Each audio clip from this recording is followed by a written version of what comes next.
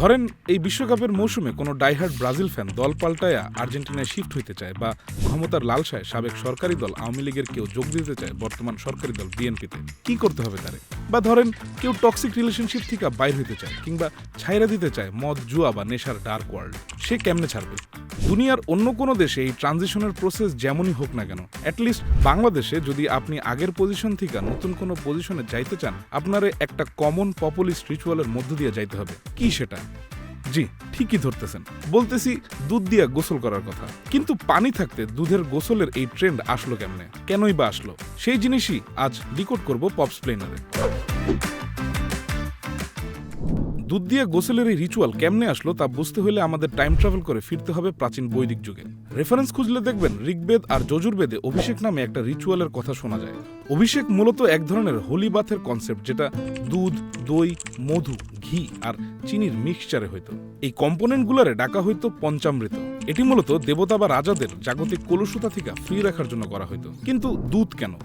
বৈদিকরা ছিল পশুপালক এবং দুধরে তারা দেখত মায়ের বুকের মতনই পবিত্র একটা এলিমেন্ট। এভাবেই দুধ হইয়া ওঠে পিউরিটির আলটিমেট সিম্বল। বিষ্ণু পুরাণেও এরকম সলিড রেফারেন্স পাওয়া যায়। সেখানে আছে ডেডলি সিনের পর কেউ যদি স্পেশাল তিথিতে গোদুগ্ধ দিয়ে স্নান করে আর সেই দুধের ধারা প্রবাহিত হইতে দেখে, তবে তার পূর্বপুরুষদের অভিশাপ বা কুলক্ষণ কাইটা যায়। শুধু বিষ্ণু পুরাণ না, স্কন্দপুরাণ বা পদ্মপুরাণেও তীর্থ স্নানের পাশাপাশি দুগ্ধ স্নানের মাহাত্ম্যের কথা আছে। এরপর থেকেই দুগ্ধ স্নানের বিষয়টা এলিট স্পেস থেকে কমন স্পেসে, মানে আম জনতার কাছে চলে আসে। স্কলার শশীভূষণ দাশগুপ্ত ওনার অবসকিউর রিলিজিয়াস কাল্টস বইতে দেখাইছেন যে পাল ও সেন আমলে বাংলায় বৌদ্ধ ও হিন্দু ধর্মের তান্ত্রিক সহজিয়া সাধকরা দেহকে কাঁচা ঘট মনে করতেন। এই দেহকে শুদ্ধ করার জন্য দুধ ও ঘি ব্যবহারের মাধ্যমে কায়া সাধনা শুরু হয়।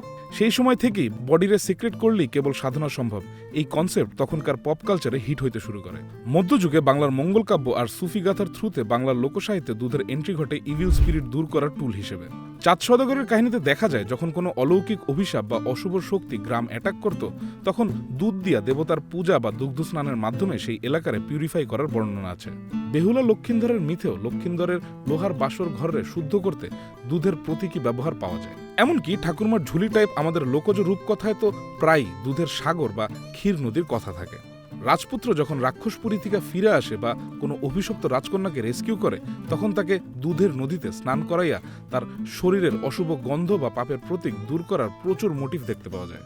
এরপর মধ্যযুগে পারস্য আর মধ্য এশিয়া থেকে আসা সুফি সাধকদের হাত ধরে যখন এই অঞ্চলে ইসলাম পপুলার হয়, তখন লোকাল অনেক রীতির সাথে সুফি আচারের একটা ক্রসওভার ঘটে। সেই সময় থেকে বড় বড় পীর বা অলিদের মাজার শরীফ ধোয়ার জন্য দুধ ও গোলাপ জল ব্যবহারের রীতি দেখা যায়।